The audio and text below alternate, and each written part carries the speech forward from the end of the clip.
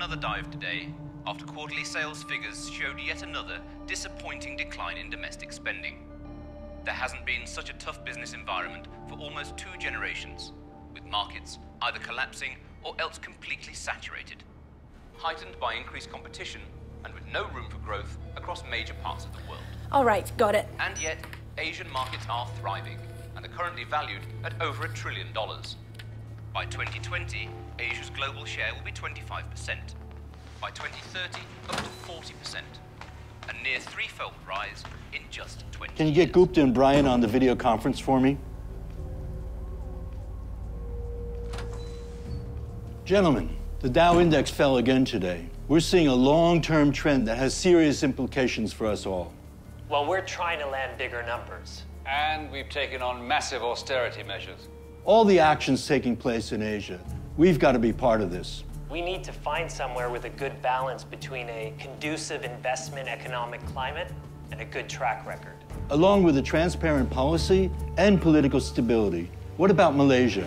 That could be interesting. It's a premier investment location in a major trading nation. It could fit our remit. I need some hard data to help us decide one way or another. Do you want me to round up the regional managers? Please, no time to lose. Morning, ladies and gentlemen. It's a rare opportunity to have all of us in the same room. Please, sit down. I'm going to skip formalities today and get right down to business. Our once dynamic corporation is in serious stagnation. Our current markets are being eroded at an alarming rate. We need to be proactive and to be in a place where we can operate with security and the future. That's why I've asked to have a feasibility study done about Malaysia. Gupta, over to you. Could you initiate the demonstration data?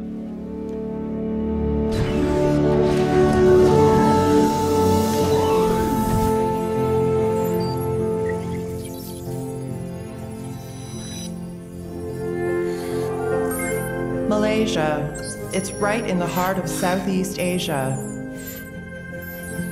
Approximately 5 hours away from our major markets. It's our gateway to the Middle East, India, and China. Total area, 330,000 square kilometers. Population, 29 million. Major ethnic groups, Malays, Chinese, Indian, Katazans, Ibans. System of government, constitutional monarch with a parliamentary democracy that is being led by a prime minister. Good day, everyone. Even as a global economy status, Malaysia is bucking the trend and roaring ahead. Our economy is growing at over 5%, and we enjoy very low unemployment, low inflation, and falling levels of debt. Our economic transformation program has liberalized the economy, boosted the private sector, and supported strategic industries. While our government transformation program has cut crime, expanded infrastructure, and made government more efficient and responsive. The results speak for themselves. Malaysia is now firmly on the map as an even more attractive global destination for foreign investors. Well, they've got world-class infrastructures, so much so that they have initiated a major economic transformation program and liberalized the service sectors. Could you break that down for us? There are 12 national key economic areas to boost the economy, which is the core to their economic transformation program. What's the government's role in this? They give prioritized support and prime ministerial attention and additional policy reforms such as removing barriers to competition, market liberalization, providing a catalyst for exports. What about the repatriation of profits? What's Malaysia's take on that? There's no restrictions whatsoever. We're free to move our profits back whenever we choose.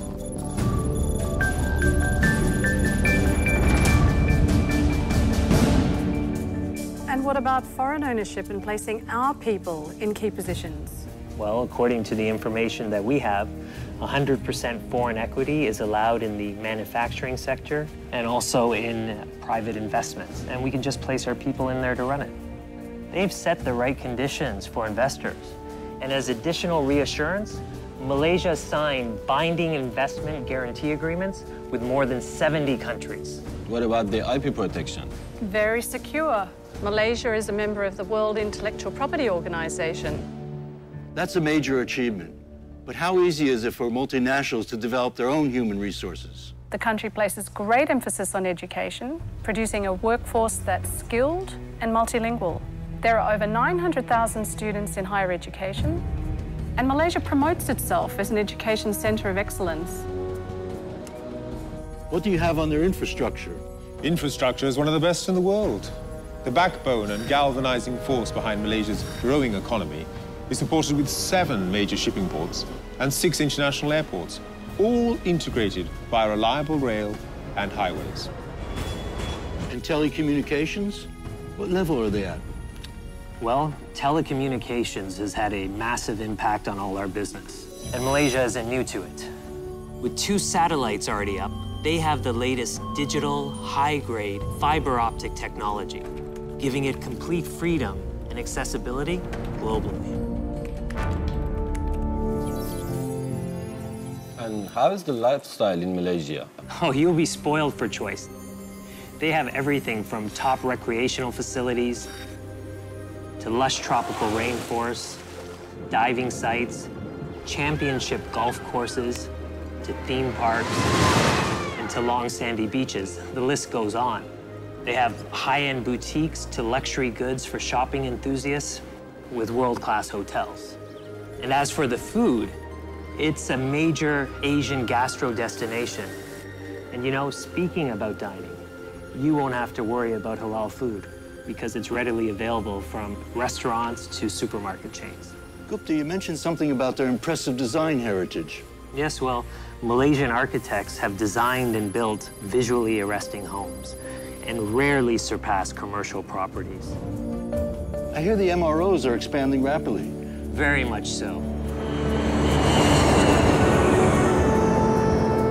It's already the world's 3rd largest maintenance, repair, and overhaul hub for the commercial aviation industry. And the government's committed to making it #1. And what about shipping? Malaysia has numerous domestic companies which are key to vessel maintenance and shipbuilding. They're currently focused on building small vessels, such as offshore supply vessels for the oil and gas sector. Who are the major oil and gas players? One of them is Petronas, a Fortune 500 Malaysian company, and foreign companies also have a strong presence. How best would you describe the industry there?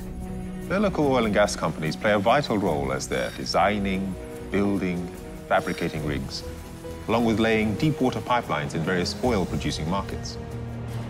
Let's not forget that the petrochemical and oleochemical industries are the 2nd largest contributor in the manufacture of Malaysian products, many of which are exported. As you can imagine, this attracts considerable inflows of foreign direct investment. Gupta, you said you had some fascinating research about the health and medical industries. Is that correct? Our data reveals that Malaysia has significantly evolved from manufacturing high-quality microsurgical gloves to a leading stem cell facility service provider. They also have a world-leading heart institute, and now they're moving into producing digital autopsy devices. What incentives does the Malaysian government offer investors like us in terms of moving our high-tech operations there? There are many other benefits we're looking at. Plus, English is the business language used by everyone. Let's take a look.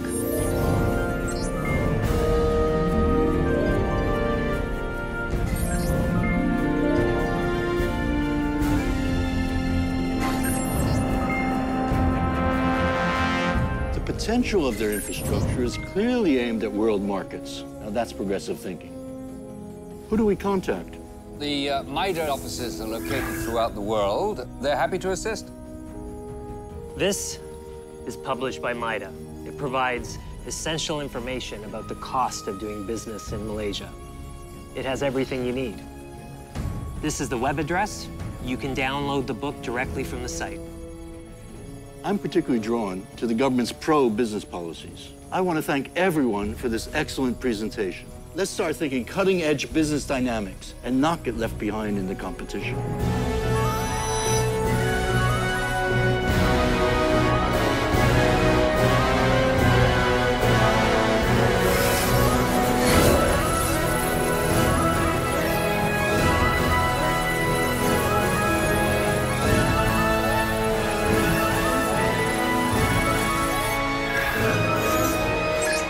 Malaysia, your profit center in Asia.